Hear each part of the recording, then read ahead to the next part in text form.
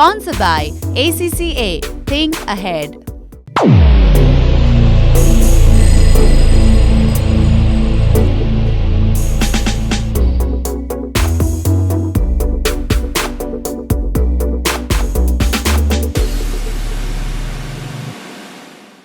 नमस्कार दर्शकवृन्द, जनता टेलिभिजनको शिक्षा सम्बन्धी कार्यक्रम शिक्षाका कुरामा म नारायण आचार्य यहाँहरूलाई हार्दिक स्वागत गर्न चाहन्छु। दर्शकवृन्द, कोरोना कहरका कारण सम्पूर्ण विद्यालयहरू बन्द छन्। 80 लाखभन्दा बढी विद्यार्थीहरू परीक्षा लगायत पठन पाठनका कुराहरूबाट वञ्चित छन्। यो अवस्थामा यो निजी विद्यालयका छाता सङ्गठनहरू प्याप्सन प्याप्सन यो हिसानहरू के गरिरहेका छन् त? यो एउटा प्रसङ्ग आज हामीले उठान गर्नेछौँ। त्यसै गरी नेपाल सरकारले गत जेठ 15 गते आर्थिक वर्ष 2078-79 को लागि बजेट प्रस्तुत गरेको छ। त्यो बजेट अन्य हिसाबबाट के कस्तो छ अरू क्षेत्रका सम्बन्धित मान्छेहरूले विश्लेषण गर्नुहुने नै छ। आज हामीले संस्थागत विद्यालयहरूको नजरमा आर्थिक वर्ष 78-79 को बजेट कस्तो छ त, त्यो सन्दर्भमा हामी छलफल गर्नेछौँ र समग्रमा निजी क्षेत्रबाट सञ्चालित विद्यालयहरूका समस्याका विषयमा आज हामी कुराकानी गर्नेछौँ। र आज हामीले अतिथिको रूपमा प्याप्सनका केन्द्रीय अध्यक्ष ऋतुराज सापकोटालाई आमन्त्रण गरेका छौँ। सर हाम्रो सम्पर्कमा आइसक्नु भएको छ। ऋतु सर, म यहाँलाई हाम्रो कार्यक्रममा हार्दिक स्वागत गर्न चाहन्छु। नमस्कार। धन्यवाद। नमस्कार। अनि आरामै हुनुहुन्छ सर? ठिक छु। अब यो कोरोना कहरको यो दोस्रो भ्यारिएन्टका कारण यो शिक्षा क्षेत्र करिब अस्तव्यस्त नै छ। विद्यार्थीहरूले परीक्षा पनि दिन पाएनन्। अब आन्तरिक मूल्याङ्कनबाट सबै कुराहरू हामी फाइनलाइज गर्दैछौँ। अब हालसालै मात्रै नेपाल सरकारले 2078-79 को लागि बजेट सार्वजनिक गरेको छ। अब यो अलिकति अहिले चासोको विषय पनि भएको हुँदाखेरिमा यहाँबाटै आजको हाम्रो छलफल सुरु गरौँ कि भन्ने मलाई लाग्यो। निजी विद्यालयहरूको तर्फबाट यहाँहरूको नजरमा यो आर्थिक वर्ष 2078-79 को बजेटलाई कसरी मूल्याङ्कन गर्नुभएको छ सरले?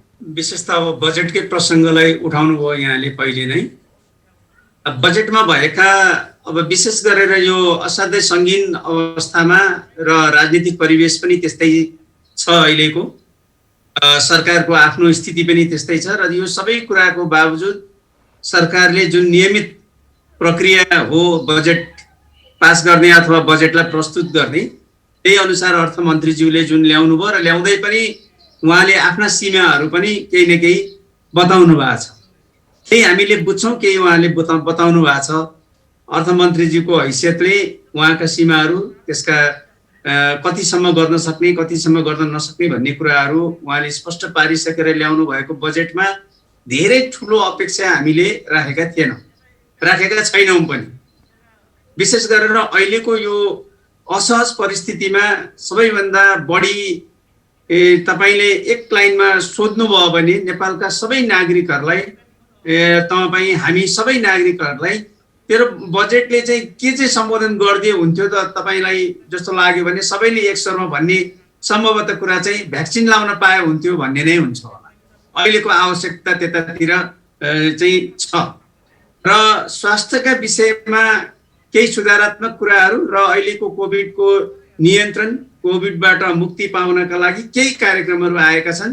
त्यसलाई यद्यपि म अब स्वास्थ्य सम्बन्धी जानकार नभएको कारणले म त्यतातिर जान चाहिनँ। त्यसपछि शिक्षामा पनि केही सुधारका कुराहरू, विषयहरू, विशेष गरेर मैले फेरि निजी विद्यालयलाई चाहिँ अब रिप्रेजेन्ट गर्ने अथवा निजी विद्यालयको छात्र सङ्गठनको हैसियतले भन्नुपर्दा मैले सरकारी विद्यालय अथवा अहिले भन्ने गरिएको सार्वजनिक शिक्षालयका बारेमा एलोकेट भएको बजेट, त्यसका बारेमा ल्याइएको कार्यक्रमका बारेमा पनि मैले धेरै जान चाहिनँ। मैले निजी विद्यालयसँगको प्रसङ्गमा जोड्दा अथवा समग्र शिक्षाको विषयमा जोड्दा केही विषयहरू पहिलाको निरन्तरताकै रूपमा आए पनि एउटा हरेक विद्यालय प्रत्येक विद्यालय एउटा नर्स कार्यक्रम भनेर जुन त्यसलाई निरन्तरता दिएको छ त्यसलाई राम्रै मान्न पर्छ, राम्रो नै हो त्यो। तर त्यसमा यो विद्यालय वो विद्यालय भन्दा पनि प्रत्येक विद्यालयमा भन्ने किसिमले नै कार्यक्रमहरू अगाडि आयो भने राम्रो हो। त्यसै गरी अब यो आई स्क्रिनिङका कुराहरू अनि कानको चाहिँ यो यो दृश्यको एउटा चाहिँ दृष्टिको कुराहरू, दृष्टिका विषयहरू र एउटा सुन्ने क्षमताका कुराहरू पनि बालबालिका भर्ना हुँदाखेरि गर्ने भनेर पनि केही कार्यक्रम आएको छ, त्यो पनि राम्रै कुरा हो। र अन्य विषयहरूमा बजेटलाई एलोकेट गर्ने शिक्षाका अरू विषयहरूमा अरू शीर्षकहरूको विषयमा म त्यति धेरै जान चाहिन। तर केही कुरामा अलिकति सरकार अथवा अर्थमन्त्रीज्यूले ल्याउँदै गरेको बजेटले थोरै सङ्कुचन चाहिँ प्रवृत्ति अझै पनि देखाउन छोडेको छैन। जस्तै अब ल्यापटपका विषयहरू आएका छन्, कक्षा 11 देखि माथि 11-12 र त्योभन्दा माथिकाले 80,000सम्म 1% को ब्याज दरमा ल्यापटप पाउने प्रविधिको पहुँचको विस्तारका लागि भनेर जुन कार्यक्रम ल्याइएको छ, बडो बठ्याइ पनि गरेको छ सरकारले भन्छु म। आज कक्षा 10सम्म पढ्ने विद्यार्थी भाइ बहिनीहरू, कक्षा 10सम्म जति विद्यार्थीहरू हुनुहुन्छ सरकारी विद्यालयमा हुनुभएको विद्यार्थीहरू पनि त्यसका अधिकांश विद्यार्थीहरू, त्यसको धेरै प्रतिशत विद्यार्थीहरू चाहिँ 11मा गइसकेपछि निजी विद्यालयमा आएको अवस्था छ। निजी विद्यालयमा आउनुपर्ने बाध्यात्मक अवस्था छ, किनभने जुन अनुपातमा हामीसँग सरकारी विद्यालयहरू छन् सोही अनुपातमा हामीसँग कक्षा 11 र 12 छैनन्।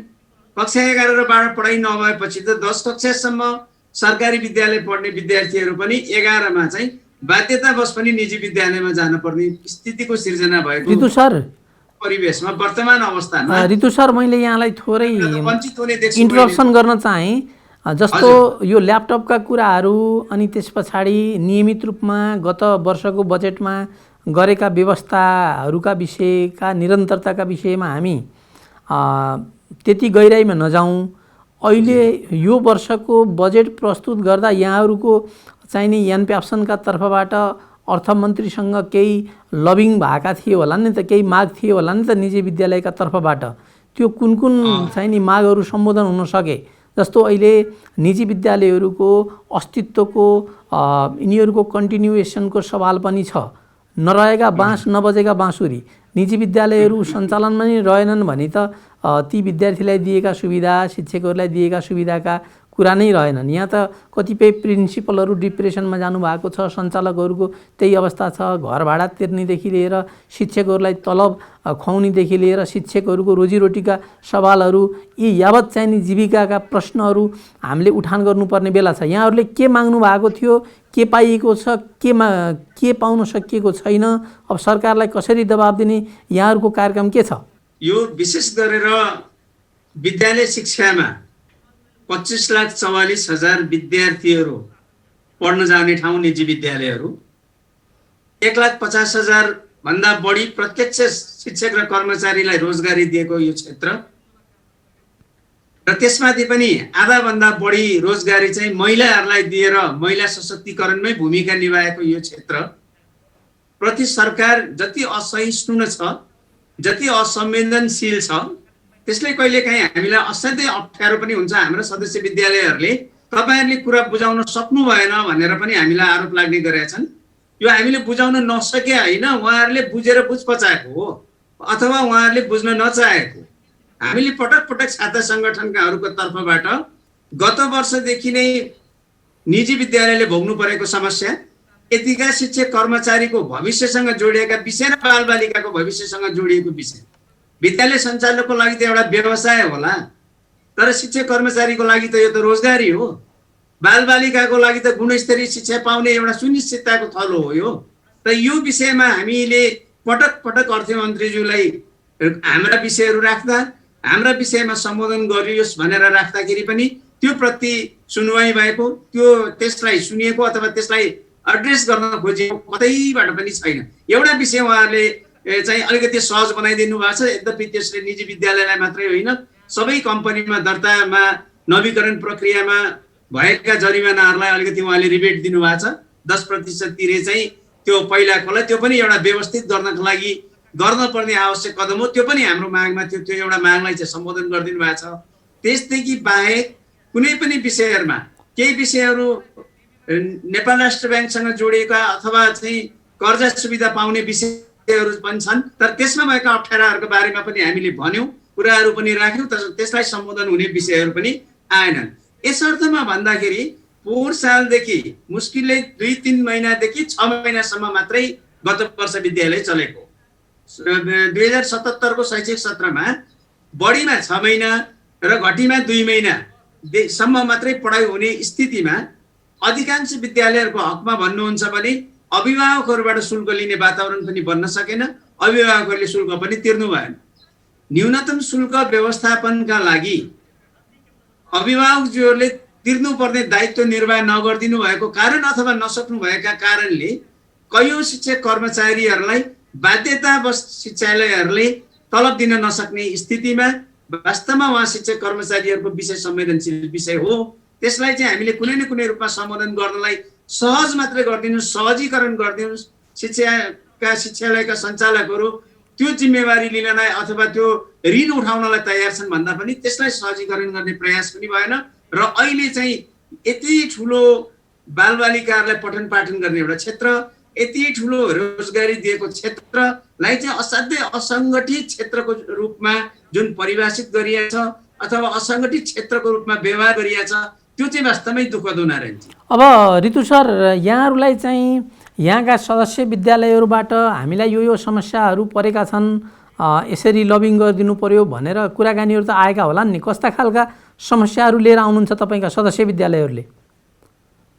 सदस्य विद्यालयहरूले 2 किसिमको समस्या लिएर आउनुहुन्छ। एउटा चाहिँ अभिभावकज्यूहरूबाट शुल्क उठाउन गाह्रो भयो अथवा अभिभावकज्यूले शुल्क तिर्दिनु भएन भन्ने कुरा हो। गत वर्षको कुरा हेर्ने हो भने सरकारले पनि अथवा हाम्रो तालुकवाला मन्त्रालय शिक्षा विज्ञान तथा प्रविधि मन्त्रालयले कहिले शुल्कै तिर्न पर्दैन भन्ने, कहिले अनलाइनका शुल्कका विषयलाई लिएर विभिन्न चरणमा विवादित विषयहरू उठाइदिनु हो।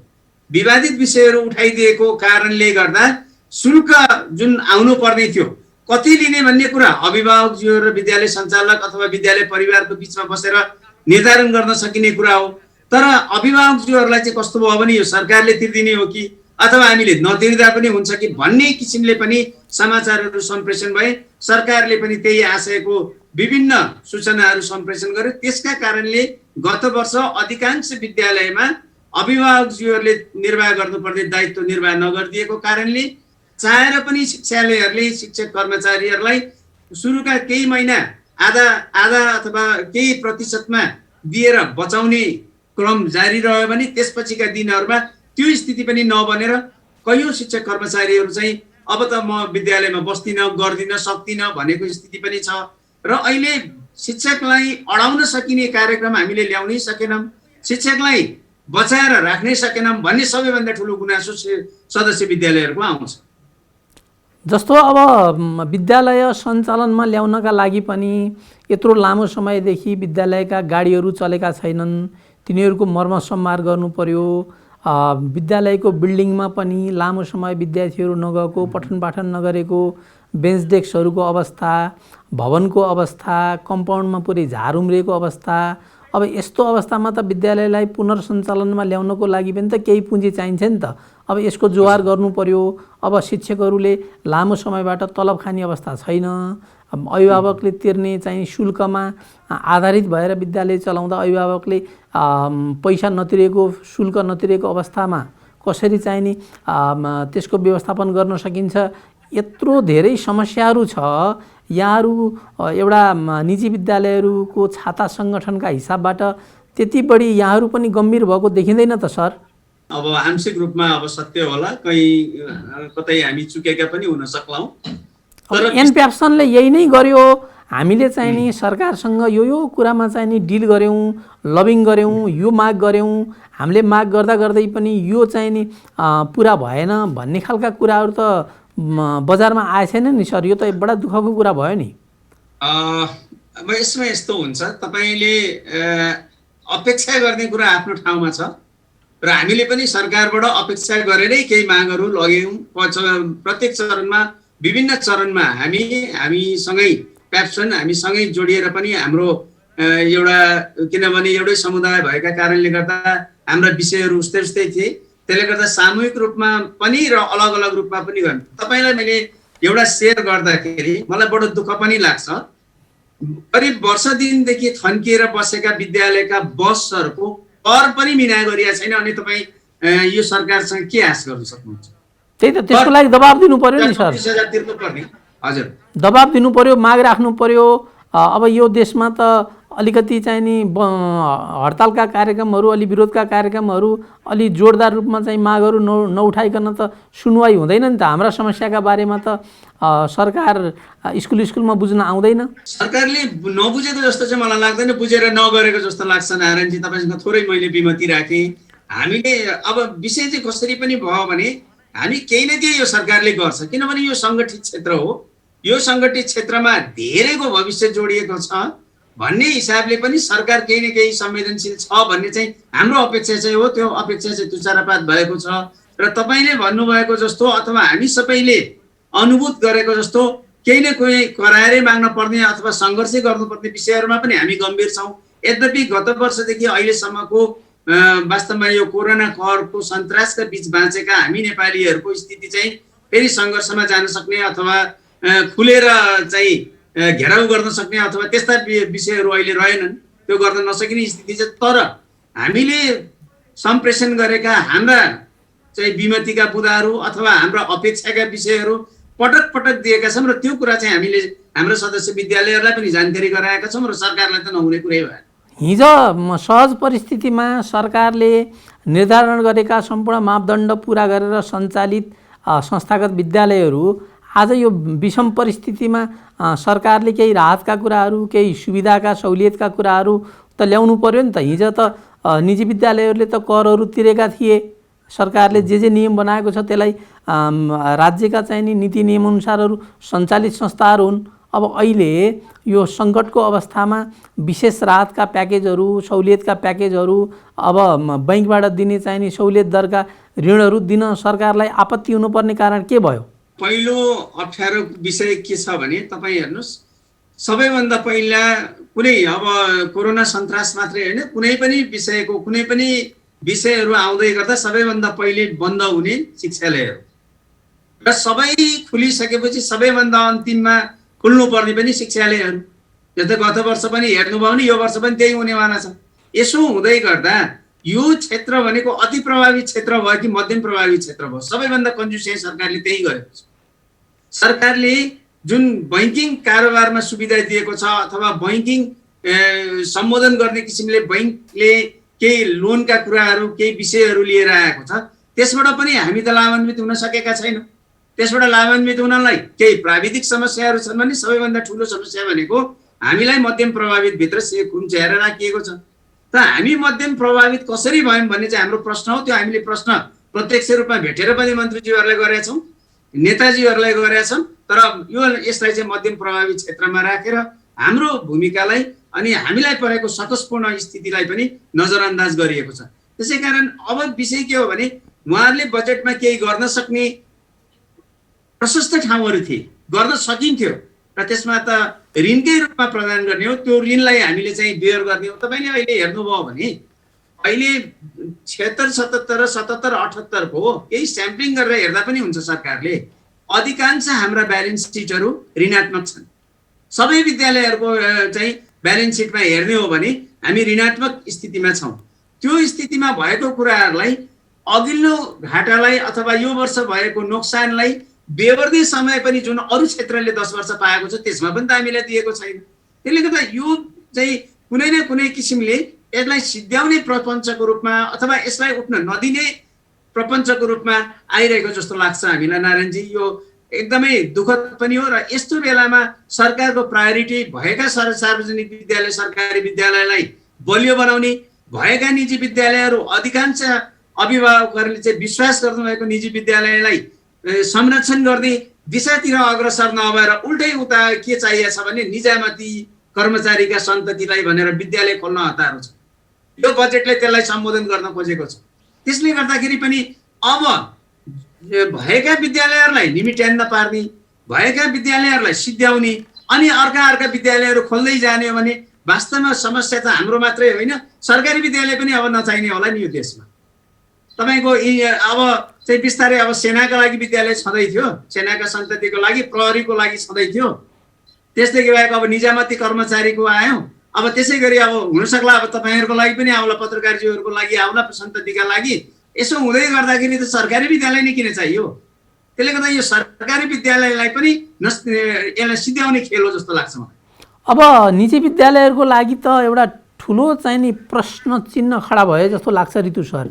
जस्तो सरकारी विद्यालयहरूका त्यत्रा चाहिँ भव्य पूर्वाधारहरू बनिराखेका छन्, निर्माण भइराखेका छन्।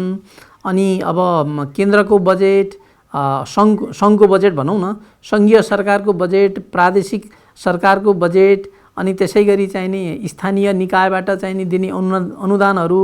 अब यो सार्वजनिक विद्यालयहरू त धेरै सशक्त भए, अनि शिक्षकहरूको हकमा पनि तालिम प्राप्त शिक्षकहरू, योग्यता पुगेका शिक्षकहरू। अब यो हिसाबले त अब निजी विद्यालयहरूको भविष्य यहाँले कस्तो देख्नुहुन्छ? दुईवटा विषय हुन्छ हेर्नुहोस्।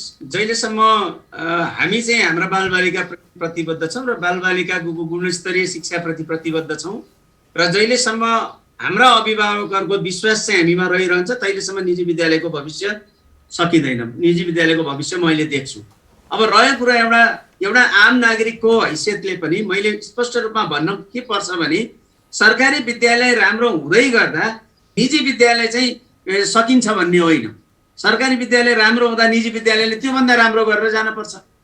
त्योभन्दा राम्रो गर्यो भने त फेरि अभिभावकको आवश्यकता अनुसार अथवा अभिभावकको रुचि अनुसार हामीले सेवा दिन सकेको खण्डमा, हामीले शैक्षिक सेवा दिन सकेको स्थितिमा हाम्रो भविष्य बच्छ। तर मात्रै हाम्रो भविष्यलाई अप्ठ्यारो पार्ने विषयहरू भनेका चाहिँ यी 17 थरीका सरकारले ल्याउने योजना र कार्यक्रमहरू र विशेष गरेर हामीलाई प्रहार गर्ने कार्यक्रमहरू चाहिँ नआइदिएदेखि निर्वाध रूपमा एउटा प्राइभेट स्कुल प्राइभेटाइजेसन भनेको त्यसै पनि प्राइभेटाइजेसनले फ्रिडम खोज्छ, प्राइभेटाइजेसनले इन्डिपेन्डेन्स खोज्छ। राज्यको अधीनमा बसेर राज्यका मूलभूत नीति नियमभित्र बसेर गर्न सकिने व्यावसायिक धर्म निर्वाह गर्ने कुराहरूलाई चाहिँ हस्तक्षेप मात्रै उसले नगर्दिए हुन्थ्यो। तर यहाँ त हस्तक्षेप गर्दै पनि काम भएको छ, त्यसले पनि असजिलो भएको छ नि त। अब यस्तो बेलामा पनि सरहरू चाहिँ बढी नाफामुखी हुनुभयो, पैसा कमाउन खोज्नुभयो। अब अनलाइन कक्षाका नाममा चाहिँ नि सिमी शिक्षकहरूलाई चाहिँ कक्षा दिने, अनि अरू शिक्षकहरूलाई चाहिँ पेमेन्ट नदिने, अनि अभिभावकहरूलाई चाहिँ नि फी चर्कोने असुल्ने भन्ने आरोपहरू पनि त यहाँहरूप्रति सङ्गीत रूपमा आइराखेका छन् नि त। यो विषयलाई सम्बोधन गर्नु पर्यो नि सर। हामीले संस्थागत हिसाबमा हामीले सदस्य विद्यालयहरूलाई भनेको विषयहरू अथवा हामीले चाहिँ सम्प्रेषण गरेका विषयहरू यहाँले हेर्नुभयो भने अहिले पनि हामीले के अनुरोध गरिराखेका छौँ भने कुनै पनि विद्यालय एउटा चाहिँ अब केन्द्रबाट अब हामीले अथवा प्याप्सनले गर्ने निर्णय भन्दा पनि बढी त्यो विद्यालयको सञ्चालन हुने भनेको त्यो विद्यालय परिवार, त्यसमा अभिभावकहरूको चाहिँ सँगको समन्वयमा अगाडि बढ्ने हो। अभिभावकजीहरूसँगको समन्वयमा शिक्षक कर्मचारी साथीहरू र विद्यालय परिवार भन्नाले विद्यालय सञ्चालक मिश्रित एउटा त्यो संरचनाभित्र एउटा समन्वय गरेर विद्यालयलाई कसरी अगाडि लैजाने भन्ने कुरामा चाहिँ कुनै निर्णय गरेर अगाडि बढेको कुराले नै सार्थक अर्थ राख्छ।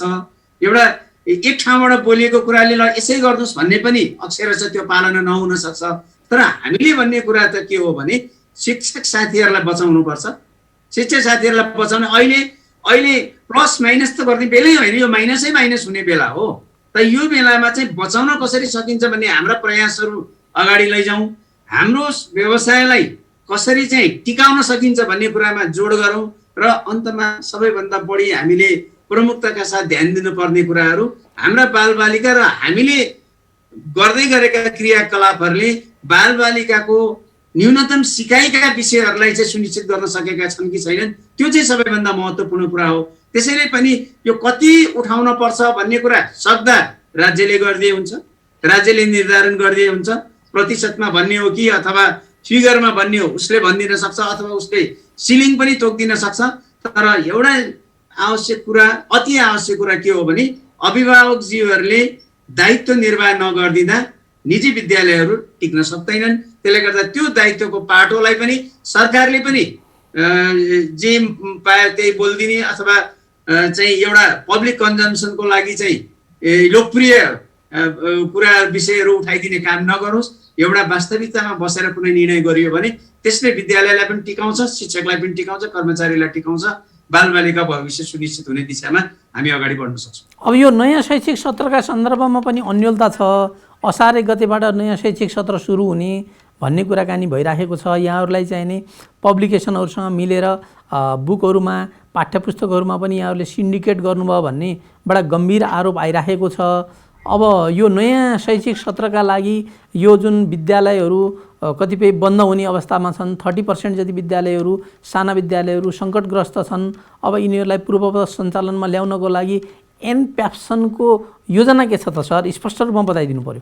आरोपहरू भनेको चाहिँ के हुन्छ भने कतिपय आरोपलाई चाहिँ सकारात्मक किसिमले ग्रहण पनि गर्नुपर्छ। किनभने थर्ड आई भन्छ नि, बाहिरी आँखाले चाहिँ के देख्छ, हाम्रो बारेमा के भन्छ अथवा समाजले हामीलाई कसरी बुझ्छ भन्ने कुराहरू पनि हामीले मनन गर्न जरुरी हुन्छ। र पाठ्यपुस्तक भनेको अहिलेको बेलामा अब पाठ्यपुस्तक भन्दा पनि पाठ्यक्रममा आधारित पढाइ हुनुपर्छ भन्ने एउटा जेनरल कन्सेन्सस हाम्रो सधैँ छ।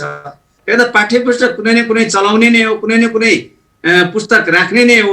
त्यो राख्दा बजारमा भएका राम्रो पुस्तकहरूलाई चाहिँ रिकमेन्ड गरियो अथवा सिफारिस गरियो भने त्यसलाई अन्यथा मान्न हुँदैन होला। यद्यपि हामीले नेसनल प्याप्सनले केन्द्रबाट कुनै यो पुस्तक यो लगाउने अथवा यो पुस्तक नलगाउने भनेर त्यस्तो निर्णय विगतमा गरेका थियौँ, न अब गर्छौँ। त्यो कुरामा हामी स्पष्ट छौँ। अब अहिले भनेको सबैभन्दा हामीले विद्यालयलाई देशभरिका मफसलमा भएका, राजधानीमा भएका, ठुला सहरहरूमा भएका विद्यालयहरूको प्रकृति एउटै छैन। विशेष गरेर मफसलमा घर बहालको चाहिँ समस्या अलिक कम देखिन्छ। ठुला सहरहरूमा भन्दा प्राय मफसलमा भएका निजी विद्यालयहरू आफ्नै जग्गामा भएका अथवा आफ्नै घर बनाउन सक्नु भएको स्थिति छ। तर त्यो ठाउँमा फेरि रिसोर्सेसहरू, अन्य रिसोर्सेसहरूको कमी छ। अन्य अब भनौँ जस्तै कतिपय विद्यालयहरूमा 4 सालदेखि सुरु भए तापनि वैकल्पिक शिक्षण विधि अगाडि पनि बढ्न नसकेको छ। त्यसको प्रभावकारीका कुरा पछि गरौँला हामी। प्रभावकारी पढाइ अथवा सिकाइ व्यवस्थापनका लागि पनि हामीले ती विद्यालयहरूलाई पनि केही न केही मार्गनिर्देशन गरेर लिएर जानुपर्छ। र भर्खरै पनि हामीले कर्णाली जिल्लाका लागि अनलाइन एजुकेसन प्रत्येक निजी विद्यालयले गर्न सक्ने बनाउनका लागि तालिम कार्यक्रमहरू चलाएका छौँ। त्यसै गरी अन्य प्रदेशहरू पनि चलाउँदै जानेछन्। र अब अहिले सबैभन्दा अप्ठ्यारो सबैलाई छ हेर्नुहोस्, तर पनि त्यो डिग्री मापन गर्ने हो भने बढी अप्ठ्यारो ठुला सहरहरूमा भएका साना विद्यालयहरू। चर्को घरभाडा बियर गर्न पर्ने, अनि शिक्षक कर्मचारीलाई पनि बचाउन पर्ने, अनि त्यसपछि विद्यार्थीहरू अधिकांश विद्यार्थीहरू चाहिँ गृह जिल्ला गइसकेको स्थिति, कति विद्यार्थीहरू फर्केर आफ्नो विद्यालयमा आउने सुनिश्चित नभएको स्थितिमा त्यस्ता केही विद्यालयहरू, अघि तपाईँले भन्नुभयो फिगरमा 30%, त्यति नै होला जस्तो लाग्दैन, तर पनि 10-15% को हाराहारीमा विद्यालयहरू कुनै न कुनै रूपमा अर्को विद्यालयसँग मिसिनु पर्ने, मर्ज हुनु पर्ने चाहिँ स्थिति आउँछ। यद्यपि एकपल्ट खुलिसकेका विद्यालय भविष्यमा पनि निर्वाध रूपमा चलिरहोस् भन्ने हाम्रो चाहना पनि हुन्छ र हाम्रो प्रयास पनि हुन्छ। र केही विद्यालयहरूको विभिन्न समुदायमा भएका विद्यालयहरूमा असहज भएका विद्यालयहरू अथवा अप्ठ्यारोमा परेको विद्यालयहरूलाई एक आपसमा सपोर्ट गरेर पनि त्यसलाई अगाडि लानुपर्ने केही न केही नीति बनाउने आवश्यकता चाहिँ मैले देखेको छु। अनि यहाँहरूले एउटा फन्ड बनाएर त्यहाँबाट चाहिँ नि लोन प्रवाह गरे पनि त हुन्छ नि सर। यो सन्दर्भमा यहाँहरूले किन कुनै इनिसिएसन अगाडि बढाउनु भएन? 4 सालदेखि यो समस्या विकराल रूपमा आयो। योभन्दा अघि यही रूपमा त आइसकेको थिएन। यो सबै हामीले मनन गरेकै कुरा हो। तर 4 सालदेखि आएपछि फन्ड बनाउने कुरा पनि सहज भएन। हामीले अलिअलि उठाएर गर्न सकेको कुरा त्यही कोभिडकै व्यवस्थापनको लागि अथवा कोभिडमै परेको अप्ठ्यारोको लागि पालिका स्तरमा अथवा जिल्ला स्तरमा, नगर स्तरमा हामीले केही न केही सहयोग गर्ने स्थिति बन्यो 4 साल गत वर्ष। र यसमा अलिकति ठुला विद्यालयहरूको थोरै गिद्धे दृष्टि पनि रह्यो कि भन्ने चाहिँ नि सुविधा रहेको हो सर। यो साना विद्यालयहरू चाहिँ नि बन्द भयो भने यो कुचोले बढार्न पर्ने चाहिँ नि हुरीले उडाइदियो भन्ने ठुला विद्यालयहरूलाई लागेको हो। त्यस्तो त नहुनु पर्ने हो। किनभने एक्लै ठुला र साना भन्दा पनि विद्यालय त विद्यालय नै हो। कुनै साइजमा सानो होला, होइन, कुनै अब साइजमा ठुलो होला। ठुला विद्यालय भनेको त तपाईँले साइज नै भन्न खोज्नुभयो होला, अरू विषय त होइन होला। होइन, आर्थिक हिसाबबाट अलिकति सम्पन्न, अब आर्थिक हिसाबले अलि सङ्कटग्रस्त विद्यालय छन् नि त निजी विद्यालयमा पनि। हजुर हजुर। अनि यो चाहिँ कस्तो हुन्छ भने समाजको डाइनामिक्समा भर पर्ने कुरा हो। समाजमा जबसम्म अभिभावकहरूको क्रय शक्तिको फरक चाहिँ विद्यमान रहन्छ, त्यो त रहने नै भयो। समाजमा त सबै अभिभावकहरूको आर्थिक हैसियत एउटै हुँदैन। आर्थिक हैसियत एउटै नभएपछि विद्यालयको रोजाइ पनि फरक फरक किसिमले हुन्छ। त्यसकारण सानो विद्यालय बन्द हुँदैमा ठुलो विद्यालयमा विद्यार्थीहरू जानुहुन्छ भन्ने पनि होइन। किनभने त्यो सानो विद्यालयमा शुल्कको पनि अलिकति कमै होला, त्यो अभिभावकले त्यसलाई चाहिँ बियर गर्न सक्छु अथवा त्यसलाई चाहिँ धान्न सक्छु भन्ने हिसाबले गरिरहनु भयो होला। अब ठुलो विद्यालय पढाउनलाई फेरि गाडी चढाएर पठाउनु पर्ने अथवा अन्य त्यसका ठुलो खर्चको भार वहन गर्नुपर्ने कारणले गर्दा त्यो पनि नसक्नु होला। त्यसले गर्दाखेरि अहिले चिन्ताको विषय, हाम्रो चिन्ताको विषय भनेको हामीसँग भएको शिक्षक कर्मचारी साथीहरूलाई मात्र अडाउने होइन, हामीसँग भएको बालबालिकालाई नै अडाउनु पर्यो।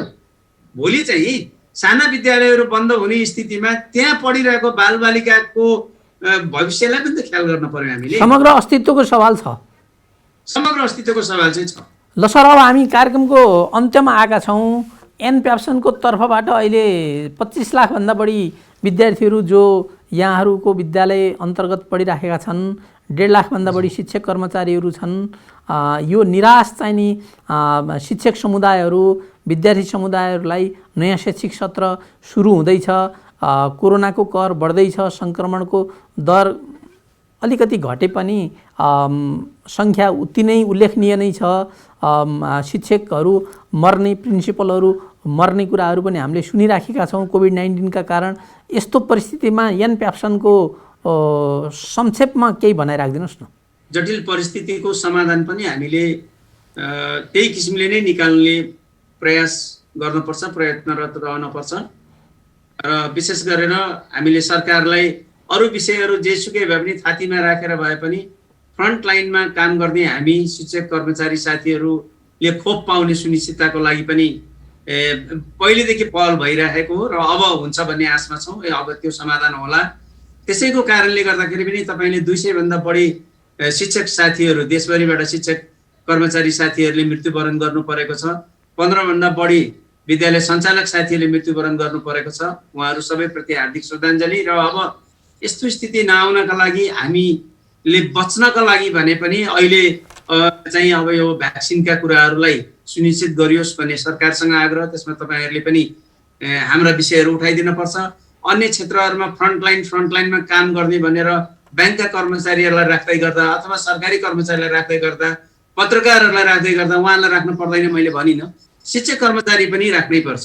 शिक्षक कर्मचारी भनेको सबैभन्दा बढी समुदायमा मिक्सअप हुने, समुदायमा घुलमिल हुने समुदाय हो। त्यसकारण पनि अहिले यसो हेर्नुभयो भने तपाईँले अधिकांश शिक्षकहरू, अधिकांश विद्यालय सञ्चालकहरू सङ्क्रमणमा परेको पाउँछौँ हामी। त्यसै कारण पनि यो कुराको व्यवस्थापन होस् र विद्यालयको शैक्षिक सत्र सरकारले अहिले पनि असारदेखि भनेर भनि नै राखेको छ, त्यसमा कुनै फेरबदल भएको मैले पाएको छैन।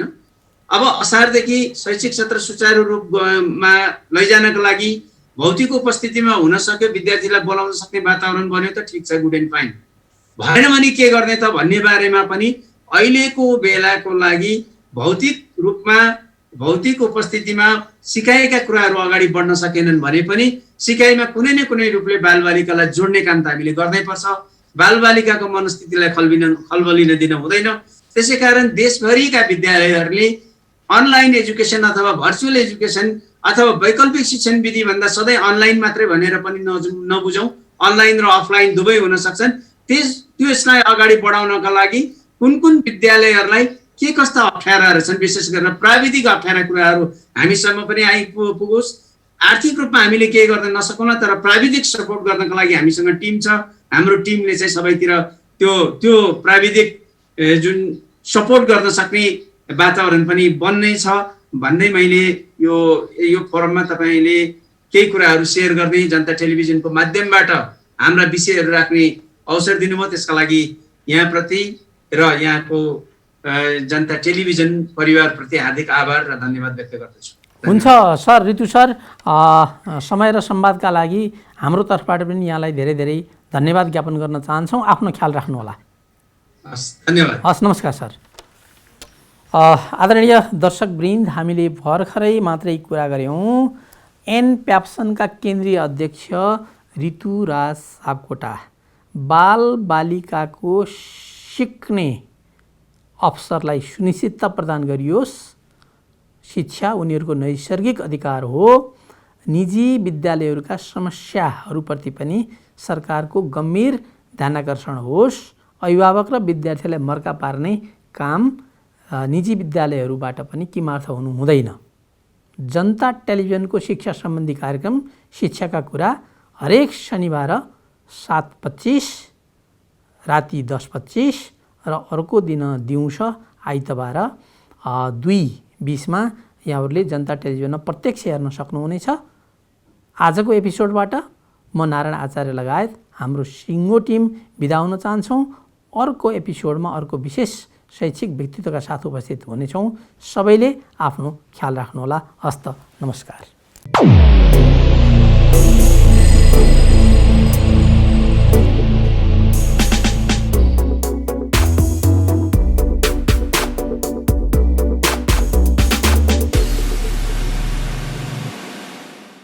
Sponsored by ACCA. Think Ahead.